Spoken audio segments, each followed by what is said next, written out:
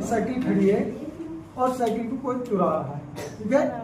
फिर मैंने कहा था कि जो ये सूचना आपको प्राप्त हुई है वह सूचना पहुंचती कहाँ पे, आप किसी न किसी की सहायता से उसे ग्रहण करोगे। दूसरे मैंने आपको ग्राही अंग बताए थे ना, उन्हीं ग्राही अंगों में पाए जाते हैं आपके कौन, आपके पाए जाते हैं न्यूरॉन पाए जाते हैं। अब न्यूरॉन क्या, तो ये पार्ट होता है डेंड्राइट या धुन का, सूचना पहुंचती है यहाँ पे, ठीक है।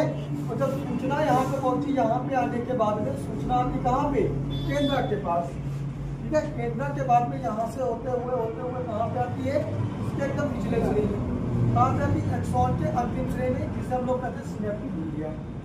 अब सिनेप्टिक गुंडी में ऐसे क्या होता है, बहुत सारी हमारे अंदर पाई जाती है न्यूरॉन, है ना। तो यहाँ पे होता है क्या संबंध, अगली न्यूरॉन फिर से जुड़ी है, फिर अगली जुड़ी, फिर अगली जुड़ी, ऐसे जुड़ते कहाँ पे पहुँच गई, दिमाग में।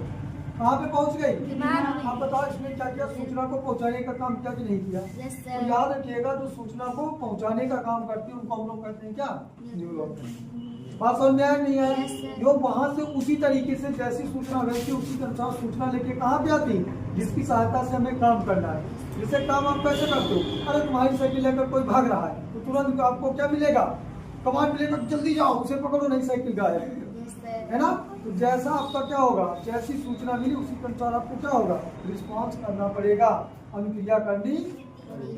समझ में आया, समझ में आया नहीं है। अब इसके सारे पार्ट तो बने होंगे। एक कोशिका काय होता है, मतलब पूरा का पूरा, इसमें एक द्रव भरा होता है जिसे कोशिका द्रव भी कहते हो। नीचे एक्सॉन होता है, फिर माइलिन होता है, फिर एंगल का नोड होता है, तो कोई पेशियां होती है ना, सिनेप्टिक गुंडिया। सिनेप्टिक गुंडियों की सहायता से एक जो होता है आपका क्या, न्यूरॉन अगले वाले न्यूरॉन से जुड़ता है, ठीक है।